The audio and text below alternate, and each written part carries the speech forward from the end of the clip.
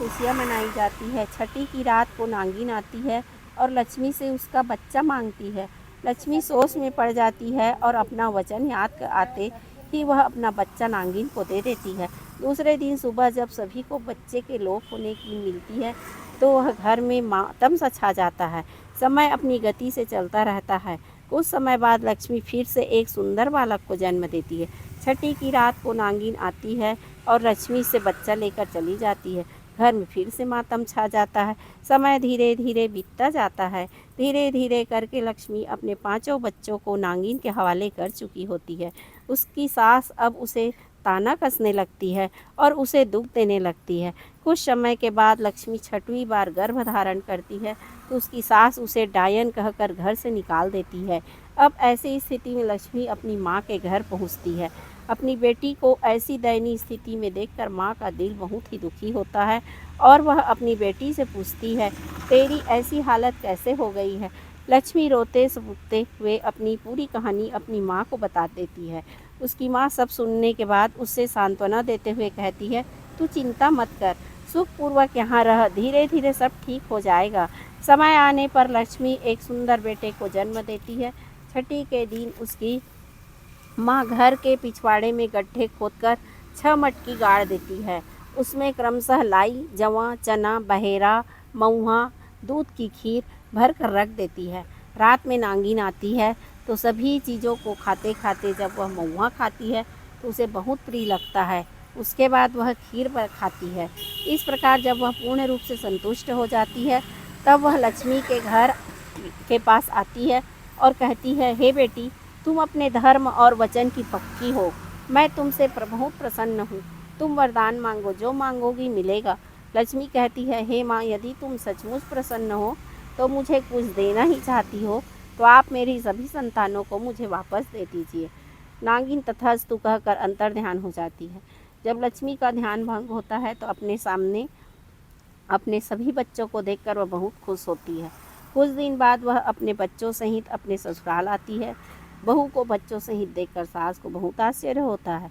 लक्ष्मी अपनी सास को पूरी तरह कहानी बताती है तो सास उससे माफ़ी मांगती है। घर में फिर से खुशियाँ मनाई जाती है। इस प्रकार लक्ष्मी के घर में पूर्ण रूप से सुख शांति स्थापित हो जाती है। एक हर बहुरिश्ती से सबके बहुरिश्त जय। हल षष्ठी मैया की जय।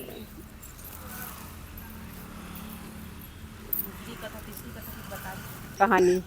कोटा नगरी में 2 भाई रहते थे। बड़े का नाम था काशीराम और छोटे का नाम था बंसीराम। बड़े की पत्नी का नाम काली और छोटे की पत्नी का नाम लाली था।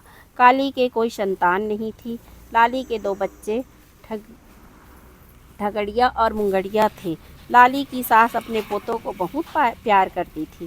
लाली प्रतिदिन घर का सारा काम निपटाकर शहर में वह दूध दही बेचने जाती थी और शाम तक वापस आती थी। शहर में लाली जिस जिस घर में दूध दही देती थी वे लोग कहते थे कि कल हमारे लिए यहाँ खमर छठ की पूजा होती है, इसलिए तुम भैंस का दूध दही लेकर ही आना, हम उसी से पूजा करेंगे। अगले दिन लाली जल्दी उठकर अपने बच्चे को नहला धुलाकर तैयार करती है। तीसरी में गाय का दही, चौथी में भैंस का दही रखती है। फिर वह चारों मटकियों पर निशान बनाकर उन्हें एक बड़ी टोकनी में रखती है और फिर वह जाकर शहर जाकर रोज़ की तरह दूध दही देती है। जो लोग कमर छठ की पूजा के लिए भैंस की दूध दही मांगते थे उन्हें गलती से गाय की दूध दही दे देती है। उधर घर में काली खाना बनाने के लिए चूल्हा जलाती है।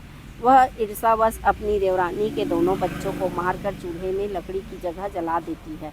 खाना बनने के बाद वह अपनी रसोई को अच्छी तरह साफ करके राख को समेटकर घर से बाहर फेंक देती है। उधर कुछ देर में लाली को याद आता है कि भैंस के दूध और भैंस की दही वाली मटकी ज्यों की त्यों भरी है। फिर वह सबके घर दौड़ी दौड़ी जाती है। वहाँ सभी महिलाएं एक ही घर में एकत्रित होकर पूजा की तैयारी कर रही होती है। लाली हाथ जोड़कर कहती है, मेरे से गलती हो गई है, मैंने आपको भैंस की दूध दही की जगह गाय की दूध दही दे दिया है। अभी आप लोगों ने पूजा शुरू नहीं किया है, इसलिए उसे अलग कर दीजिए और भैंस के इस दूध दही से पूजा कीजिए। लाली वहीं बैठकर पूजा करती है और अपनी गलती के लिए क्षमा मांगती है। इधर काली को आत्मग्लानि होती है और वह अपने मैके चली जाती है। जब लाली शहर से वापस आती है तो अपने बच्चे को आवाज़ लगाते हुए बुलाती है। खमर छठ की पूजा के प्रताप से उसके दोनों बच्चे जीवित हो जाते हैं और दौड़ते हुए आते हैं। बच्चे अपनी माँ को पूरी कहानी बताते हैं। अपने बच्चों को देखकर लाली बहुत खुश होती है और अपनी जेठानी को बुलाने जाती है।